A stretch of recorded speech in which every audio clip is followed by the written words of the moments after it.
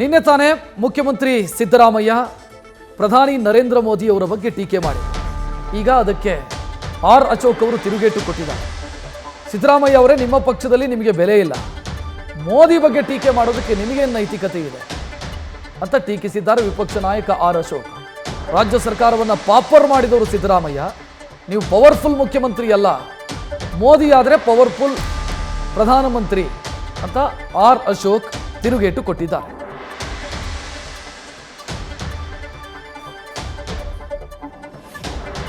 ಪಕ್ಷದಲ್ಲೇ ನಿಮಗೆ ಬೆಲೆ ಇಲ್ಲ ಅಂತ ಹೇಳಿದ್ರೆ ಮೋದಿಯವರ ಬಗ್ಗೆ ಟೀಕೆ ಮಾಡೋಕ್ಕೆ ನಿಮ್ಗೇನು ನೈತಿಕ ಅಧಿಕಾರ ಇದೆ? ಮೋದಿಯನ್ನ ವಿಶ್ವಮಾನ್ಯ ನಾಯಕ ಅಂತ ಗುರುತು ಮಾಡಿದ್ದಾರೆ. ಇವತ್ತು ಅಮೇರಿಕ ಅಧ್ಯಕ್ಷ ಇರ್ಬೋದು, ರಷ್ಯಾದ ಅಧ್ಯಕ್ಷ ಇರ್ಬೋದು, ಗೌರವ ಕೊಡ್ತಾರೆ.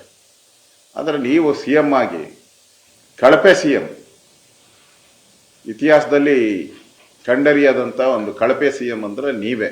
ಯಾಕಂದರೆ ಇಡೀ ಸರ್ಕಾರವನ್ನು ಪಾಪರ್ ಮಾಡೋದಂಥವ್ರು ನೀವೇ.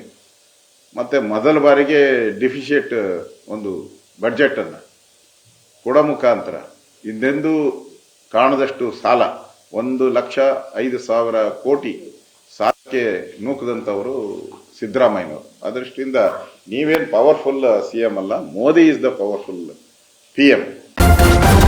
ನ್ಯೂಸ್ ಫಸ್ಟ್ ನಿರ್ಭೀತಿಯಿಂದ ನಿಮ್ಮ ಪರವಾಗಿ.